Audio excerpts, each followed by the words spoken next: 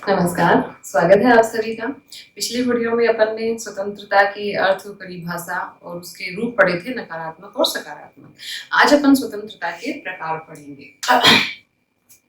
आज का अपना टॉपिक है स्वतंत्रता के प्रकार, कि कितने प्रकार की स्वतंत्रता शासन प्रणालियों में देखने को मिलती है।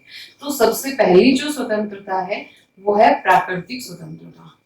प्राकृतिक स्वतंत्रता से तात्पर्य, जैसे कि नाम से ही स्पष्ट है, प्रकृति प्रदत्त स्वतंत्रता। ये हमें प्रकृति द्वारा प्रदत्त स्वतंत्रता है और इस स्वतंत्रता का हस्तांतरण मनुष्य स्वयं भी चाहे तो भी वो किसी को नहीं कर सकता। इसके बारे में रूसो का प्रसिद्ध कथन है, समझौतावादी विचारक रूसो, उनका प्रसिद्ध कथन है कि मनुष्य स्वतंत्र जन्म लेता है लेकिन वो हमेशा बेड़ियों में जकड़ा हुआ है। मनुष्य हमेशा स्वतंत्र जन्म लेता है लेकिन हमेशा बेड़ियों में जकड़ा हुआ है, यानी कि प्रकृति हमें एक स्वतंत्रता प्रदान करती है। अगली स्वतंत्रता आती है व्यक्तिगत स्वतंत्रता। देखिए, व्यक्तिगत स्वतंत्रता क्या होती है? व्यक्तिगत स्वतंत्रता से तात्पर्य है कि कुछ ऐसे कार्य मनुष्य के निहायत ही व्यक्तिगत कार्य, निहायत ही निजी कार्य, जिनका संबंध केवल और केवल मनुष्य से स्वयं से है, उसके उस कार्य से अन्य किसी पर कोई भी नकारात्मक प्रभाव ना पड़ता हो, वो कहलाते हैं व्यक्तिगत कार्य। जैसे कि मनुष्य का पहनावा, कि मनुष्य क्या पहनता है, उससे किसी अन्य को कोई फर्क नहीं पड़ता जब तक कि वो अश्लीलता की हद पार ना कर दे, कहीं कि कोई नकारात्मक प्रभाव समाज पर ना पड़ने लग जाए। तो उसका पहनावा, मनुष्य का खान पान, मनुष्य का मतलब कि परिवार, और तो इन चीजों से कि परिवार से वो किस तरह के संबंध रखता है, क्या वो बातचीत करता है, अपनी भाषा कौन सी भाषा बोलता है, कोई मारवाड़ी बोलना चाहे, हिंदी बोलना चाहे, तमिल बोलना चाहे, मलयालम बोलना चाहे, तो इस तरह की मतलब कुछ कुछ चीजें जिनसे कि कोई अन्य प्रभावित ना होता हो, किसी अन्य पर नकारात्मक प्रभाव ना पड़ता हो, तब तक राज्य उन स्वतंत्रताओं पर कोई प्रतिबंध नहीं लगाता, वो कहलाती है व्यक्तिगत स्वतंत्रता। यानी कि ऐसे कार्य जिनका संबंध मनुष्य के निजी जीवन से है, तो वो व्यक्तिगत स्वतंत्रता है। उन कार्यों में मनुष्य पूर्णतया स्वतंत्र है, राज्य उन पर कोई प्रतिबंध नहीं लगाता है जब तक उन कार्यों का नकारात्मक प्रभाव किसी अन्य पर नहीं पड़ेगा। अगली स्वतंत्रता आती है नागरिक स्वतंत्रता। नागरिक स्वतंत्रता से तात्पर्य है कि प्रत्येक राष्ट्र अपने नागरिकों को कुछ विशेष प्रकार की स्वतंत्रताएं प्रदान करता है। जैसे हमें भारतीय नागरिक होने के नाते स्वतंत्रता प्राप्त है कि हम भारत के किसी भी कोने में घूम फिर के आ सकते हैं, भारत के किसी भी राज्य में अपन रह सकते हैं, मकान खरीद सकते हैं, वहां अपन कमाई के लिए, आजीविका के लिए जैसे कि लोग बाग जाते हैं। तो ये स्वतंत्रता राज्य हमें देता है, हमारा राष्ट्र हमें देता है। अन्य किसी देश में जाकर हम नहीं रह सकते जब तक कि हम वहां की नागरिकता प्राप्त ना करें या वहां से अनुमति ना लें, कोई वीजा ना लें, और वो भी एक मतलब कि समयावधि तक ही होता है। तो राज्य द्वारा अपने नागरिकों को प्रदान की गई स्वतंत्रता, जो कि उस राज्य का नागरिक होने के नाते ही हमें प्राप्त हो जाती है, वो स्वतंत्रताएं कहलाती है नागरिक स्वतंत्रता। नागरिक स्वतंत्रता के अंदर तीन प्रकार की स्वतंत्रता आती है। एक है दैहिक स्वतंत्रता। दैहिक स्वतंत्रता का मतलब है शारीरिक रूप से मनुष्य का शोषण ना हो, उसके जीवन की रक्षा हो। दूसरी स्वतंत्रता इसमें आती है अभिव्यक्ति की स्वतंत्रता, और तीसरी स्वतंत्रता इसमें आती है व्यावहारिक स्वतंत्रता। ये तीन स्वतंत्रताएं आती हैं नागरिक स्वतंत्रता के अंतर्गत। अगली चौथी जो अपनी स्वतंत्रता आएगी वो आएगी राजनीतिक स्वतंत्रता। अब देखिए, राजनीतिक स्वतंत्रता से क्या तात्पर्य है? राजनीति नाम से ही स्पष्ट है। राजनीतिक स्वतंत्रता में जो सबसे पहली बात आती है वो आती है मताधिकार, यानी कि देश के प्रत्येक नागरिक को मत देने का अधिकार हो, समान रूप से सबको अधिकार हो।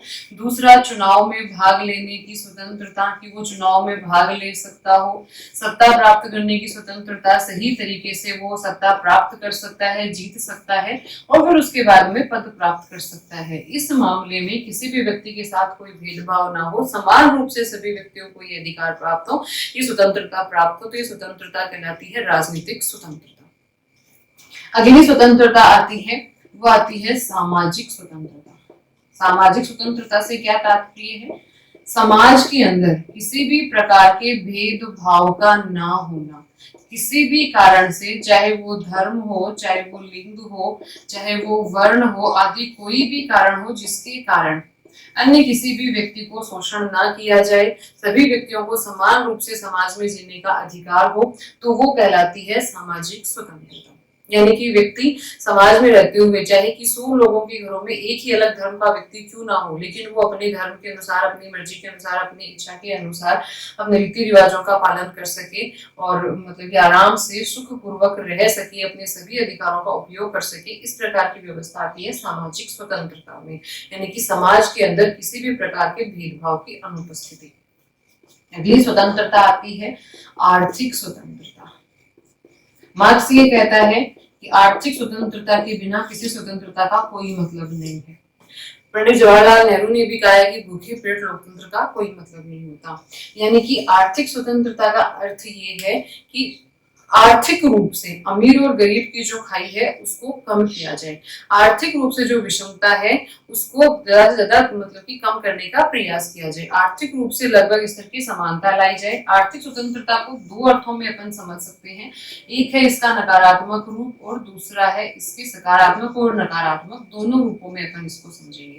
देखिए नकारात्मक रूप में तो इसके क्या विचारक हैं वो क्या परिभाषा देते हैं, आर्थिक स्वतंत्रता को क्या बताते हैं कि आर्थिक जो गतिविधियां हैं उन पर प्रतिबंधों का अभाव, राज्य द्वारा आर्थिक गतिविधियों पर कोई भी प्रतिबंध नहीं लगाना चाहिए। और इसके पीछे ये विचारक तर्क क्या देते हैं कि जब राज्य प्रतिबंध नहीं लगाएगा आर्थिक रूप से तो व्यक्तियों के अंदर प्रतिस्पर्धा होगी आगे से आगे विकास करने की, आगे से आगे बढ़ने की, और व्यक्ति आगे से आगे प्रयास करके प्रतिस्पर्धा के अंतर्गत बहुत अधिक धन कमाएंगे, जिससे राष्ट्र की जो इकोनॉमी है, राष्ट्र की जो अर्थव्यवस्था है वो मजबूत होगी, सुदृढ़ होगी, और व्यक्ति अपना भला अपना हित स्वयं जानता है। इसलिए आर्थिक व्यवस्था को, आर्थिक गतिविधियों को पूर्णतः छूट देनी चाहिए राज्य को।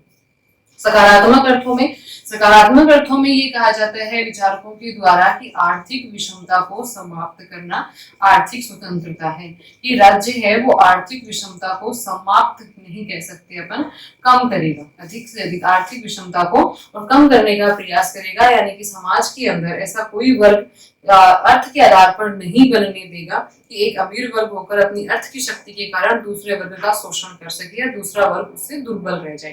तो इसके लिए राज्य प्रयास करता है, इस वर्ग पर टैक्स, अमीर वर्ग उस पर टैक्स लगाया जाता है, और जो गरीब वर्ग है उनके लिए विशेष सारी कल्याणकारी योजनाएं चलाकर उनको आर्थिक रूप से सबल बनाने का प्रयास किया जाता है। यानी कि अर्थ की कमी की वजह से किसी भी व्यक्ति के जीवन में कोई मतलब कि विपरीत परिस्थिति उत्पन्न ना हो, इसलिए इस तरह के प्रयास किए जाते हैं।